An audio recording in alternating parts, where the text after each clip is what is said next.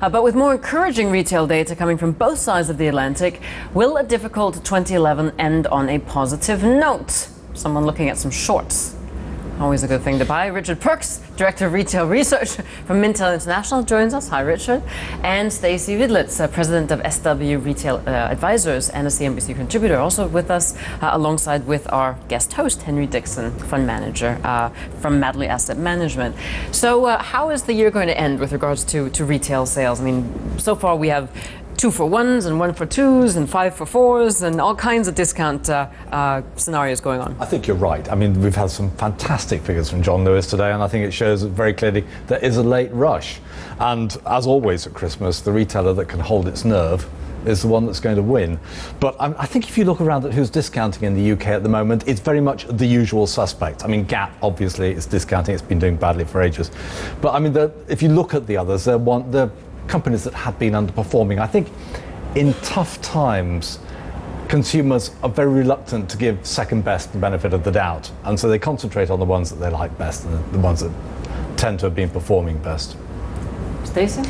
I would agree with that, but I would go a step further. I think this year the consumer is under so much pressure, whether it's inflation, jobs, morale. We're seeing it all out here. And retailers started really early this year. So whether it was in the UK or it was in the US, we saw promotions really early. And also that was compounded by warm weather as retailers got really nervous. When will it finally turn cold and get sales moving? So you're seeing it across the board. And certainly retailers are using promotions to get the traffic in, to gain market share in such a tough environment. And I think that's only just going to hit home when we see earnings come out, and we'll see gross margins just really obliterated from all these promotions. But I was going to say, though, I mean, can't the promotions help, though, as well? I mean, just meaning that you do maybe end up doing more business because of the promotions. You know, you end up spending more oftentimes than what you would have. The promotions in October, November were very much about the warm weather. I mean, I think the clothing retailers in particular must have had an awful lot of stock of that sort of mid-autumn season which they had to clear before Christmas came in. There was actually a gap of a couple of weeks, I think, in early December where most people came off sale. And now, yeah, the usual suspects are back on sale, but the leaders, I think, are not.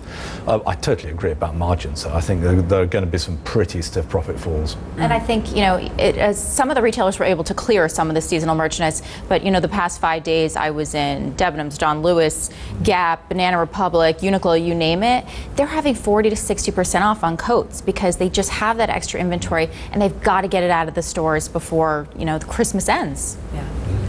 Yeah, well, I mean, just as a generalist fund manager, and my observation would be that this really will be the year in the UK when some of the really weak people do go to the wall, and actually we sort of have them put on life support 2 years ago. I mean, is that a view that therefore sort of corporate Darwinism can take place and those who are left standing will do very much better? Or, I mean, do you think there will be the life support machine applied again to those very weak players? I mean, how many of those pre-pack administrations have actually paid off? Aren't there an awful lot of these private equity people who must be nursing pretty substantial losses? I struggle to think of any. I mean, we've lost Barrett's this week. We've got Black's. It's got a major question mark over it. Yeah, I mean, actually, one might even say one of the good things about recession in that it does clear out the dross. Yeah. And our retail scene is a hell of a lot healthier without Woolworths, for instance. Right. I mean, it's, you know, and there are a few more like that that could very usefully go.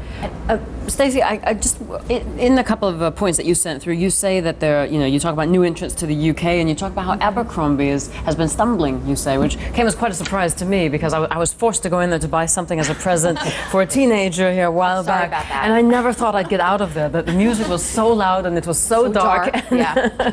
And I felt like I was about 250 years old. Exactly. And I'm not quite that yet. Well, I concur. I feel the same way when I go in there. But yes, if you look at some of the U.S. retailers, they're really hitting saturation in the States. And we've seen the same washout over the past 4 years, retailers going out of business. So now the retailers that are left standing are saying, let's go into other markets because we need that growth to get that premium on our stock. So they're coming into the UK. Abercrombie's a great example with that huge flagship store in Burlington Gardens that you can smell blocks away. the cologne, and so at least you don't get lost.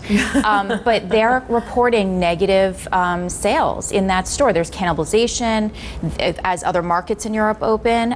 Tiffany is also about 6% of their sales are in London, and they're talking about negative sales also. So you really have to look at what's going on in this market, and more U.S. retailers are coming. So we're going to get Victoria's Secret next spring. Guys, unfortunately, we have to leave it there. Thank you very much, Richard Perks, joining us, Director of Retail Research from Mintel International, Stacey Widlitz, also with us, President from SW Retail Advisors, and a CNBC contributor as well.